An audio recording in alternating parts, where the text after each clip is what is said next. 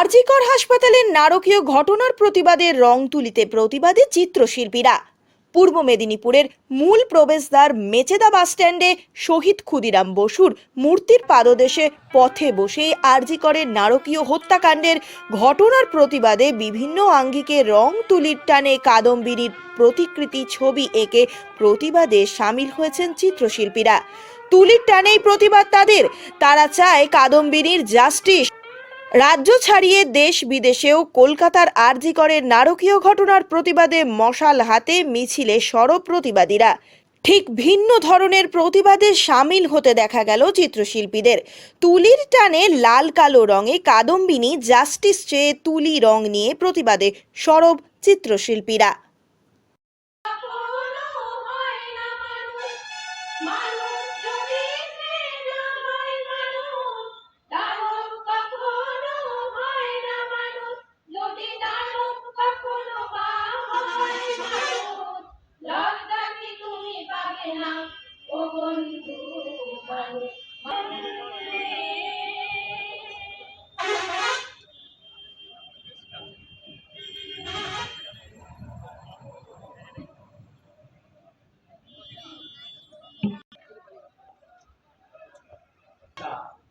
বাজরে তোমাকে বনস্পতির নিবিড় পাহারা কৃপণ আলোর অন্তপুরে, সেখানে নিভৃত অবকাশে তুমি সংগ্রহ করছে দুর্গমে রহস্য। দিন ছিল জল স্থল আকাশিত মনে, বিদ্রুপ করছিল ভীষণকে বিরূপের ছদ্মবেশে। সেমটাকে চাচ্ছিল হার মানাতে, আপনাকে উগ্র করে বর্বর লব্ধ করল আপন নির্লজ্জ অমানুষতা। তাদের ভাষাহীন ক্রন্দনে বাস্তাকুর অরণ্যের পথে পঙ্কিং হল ধনী তাদের রক্তে অশ্রুতে নিতে। বস্তু পায়ের কাটা মারা জুতো বাতাসের রুদ্রশ্বাস যখন গুপ্ত গ্রহের থেকে পশুরা বেরিয়ে এলো, অশুভ ধ্বনিতে ঘোষণা করলো দিনের অন্তিম কাল।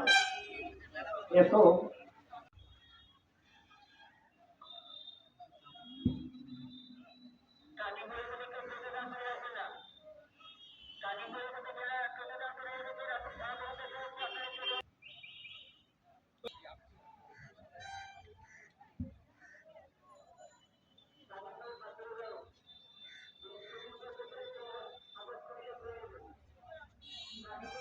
উপস্থিত হয়েছেন পাঁশকুড়া বনমালী কলেজের অধ্যাপক মনোদীপ দেবনাথ। কিছু বলার জন্য অনুরোধ করছি।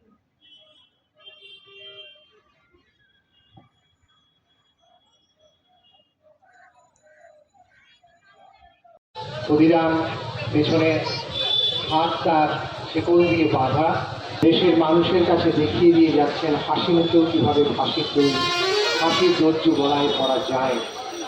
পরাধীন দেশে আত্মা হতে তা যেভাবে দেশকে জাগিয়েছিল, আজকে এরকম একটি তাৎপর্যপূর্ণ জায়গায় শিল্পী ছিলেন বিখ্যাত ভাস্কর শ্রী তাপস দত্ত। তিনি এইভাবেই প্রতিবাদী চেতনাকে ভেতর। আমরা ছবি এঁকে প্রতিবাদ জানাচ্ছি। আমরা সাধারণত গ্যালারিতে আমাদের ছবি ঝোলে, ঘরেতেই আমরা ছবি আঁকি, এটাই স্বাভাবিক। তাই আমরা এই যে দুঃসময় চলছে, যে নারকীয় ঘটনা ঘটলো আরজি করে, তার প্রতিবাদে আমরা মনে করছি যে আর বসে থাকা সম্ভব নয়। আমাদের বিবেকের টানেই আমরা এখানে ছবি আঁকতে এসেছি। রং তুলি নিয়ে সমস্ত শিল্পীরা পথে নেমেছে, আমরাও এসেছি। এবং এখানে বহু রকমের শিল্পীরা আসছেন, যারা আমাদের সঙ্গে মিলিত হচ্ছেন। কেউ গান গাইছেন, কেউ গিটার বাজাচ্ছেন, সবাই প্রতিবাদ জানাচ্ছে এর বিরুদ্ধে। মূলত অঙ্কন শিল্পীরাই প্রতিবাদ করছে। তুলির টানেই প্রতিবাদ, এছাড়া ভাস্কর্যও করছে কেউ কেউ। সবাই মিলে আমরা প্রতিবাদ করছি আমাদের মাধ্যমে। আমরা তো বেশি বক্তব্য রাখতে পারি না, আমাদের কথা বলা বেশি আমাদের মাধ্যমে হয় না, কিন্তু আমরা চেষ্টা করছি আমাদের মাধ্যম, শিল্পের মাধ্যমে এর বহিঃপ্রকাশ ঘটাতে, এর প্রতিবাদ করতে। এই নারকীয় ঘটনা যেন দ্বিতীয়বার আর না ঘটে, এবং এটার তদন্ত হোক, এর সত্য প্রকাশিত হোক, এবং যে শয়তান তার শাস্তি হোক, এটা আমরা চাইছি। আমার নাম অসিত সাঁই।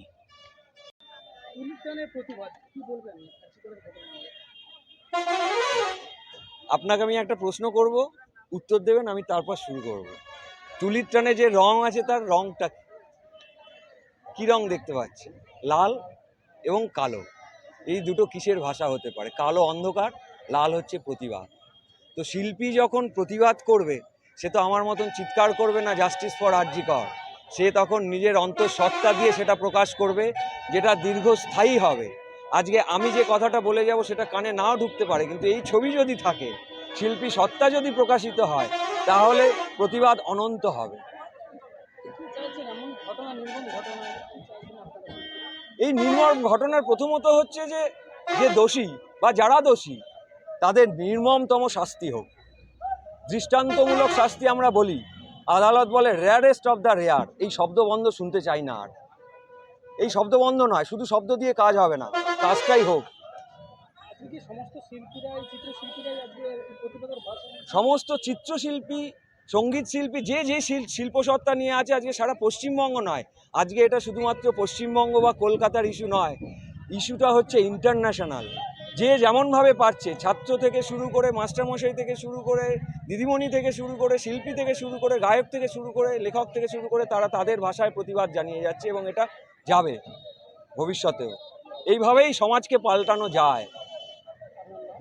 আমার নাম মনোজিৎ দেবনাথ।